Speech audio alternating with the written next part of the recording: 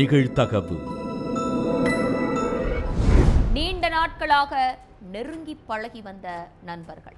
Facebook பதிவு தொடர்பாக இரு நண்பர்களிடையே ஏற்பட்ட மோதல். செல்போன் மூலம் தினமும் சண்டையிட்டுக் கொண்டு வெறியை ஏற்றிக்கொண்ட இருவர். நடுரோட்டில் இளைஞர் கத்தி குத்து காயங்களோடு இரத்த வெள்ளத்தில் கிடந்த கொடூரம். நண்பரை சக நண்பரே கத்தியால் குத்திவிட்டு தப்பி ஓடியது ஏன்? நடந்தது என்ன?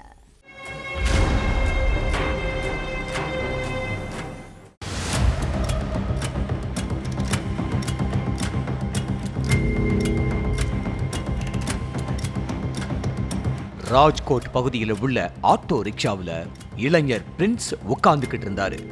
அப்போ அங்க வந்த 2 பேரு பிரின்ஸ் கிட்ட கடுமையா வாக்குவாதம் பண்ணி இருக்காங்க. அடுத்து அவர் சுதாரிக்கிறதுக்குள்ள மறைச்சு வச்சிருந்த கத்தியை எடுத்த இளைஞர்கள் பிரின்ஸ சரமாரியா கத்தியால குத்திட்டு தப்பிச்சு ஓடிட்டாங்க. இந்த விஷயத்தை கேட்டு ஸ்பாட்டுக்கு வந்த போலீஸ் பிரின்ஸோட சடலத்தை மீட்டு போஸ்ட்மார்ட்டத்துக்கு அனுப்பி வச்சாங்க. அடுத்து கொலையாளிகள் யாரு, எந்த பக்கம் தப்பிச்சு போனாங்கன்னு அங்கிருந்த பொதுமக்கள் கிட்ட கேட்டிருக்காங்க. அதுக்கு கிராம மக்கள் கிட்ட இருந்து எந்த ஒரு துப்பம் கிடைக்கல.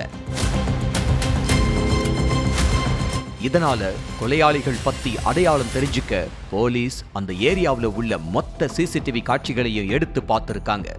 அதுல கொலையாளிகள் பிரின்ஸை கொன்னுட்டு தப்பிச்சு போன காட்சிகள் பதிவாகி இருந்துச்சு. உடனே அந்த சிசிடிவி காட்சிகளை வச்சு கொலையாளியோட வீட்டுக்கு போன போலீஸ் பிபின்ங்கிற இளைஞரை பிடிச்சு போலீஸ் ஸ்டேஷனுக்கு கூட்டிட்டு போய் விசாரணை பண்ணாங்க. பீகாரை சேர்ந்த இளைஞர் பிரின்ஸோட குடும்பம் ரொம்ப ஏழ்மை நிலையில இருந்திருக்கு. இதனால தன்னோட குடும்பம் கஷ்டத்துக்காக பிரின்ஸ் பல இடங்கள்ல வேலை தேடிக்கிட்டு இருந்திருக்காரு. கொஞ்ச நாளைக்கு முன்னாடி பிரின்ஸுக்கு குஜராத்ல வேலை கிடைச்சிருக்கு. உடனே ராஜ்கோட் பகுதிக்கு போன பிரின்ஸ் ஒரு பிரைவேட் கம்பெனியில ஜாயின் பண்ணி வேலை செஞ்சிட்டு இருந்தாரு.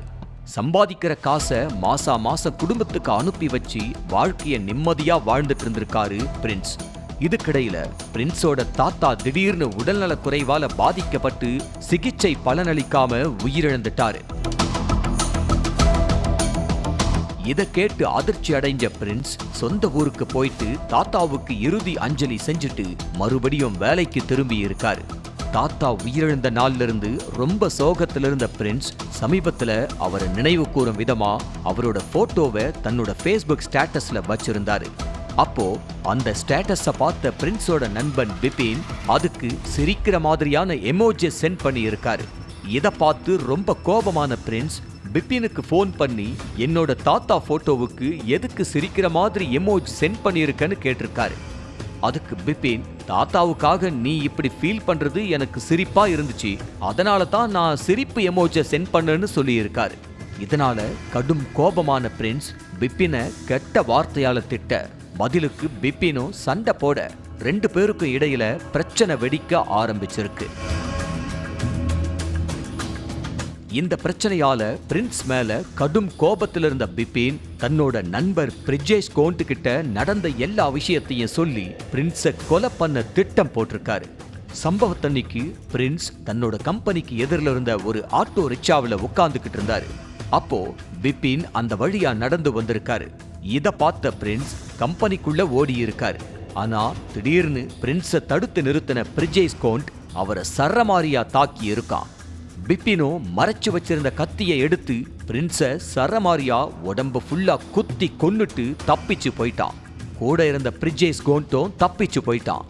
ஆனா கத்தி குத்து காயங்களோட நிலை குலைஞ்ச பிரின்ஸ் சம்பவ இடத்திலேயே சுருண்டு விழுந்து ரத்த வெள்ளத்துல துடிக்க உயிரிழந்துட்டாரு.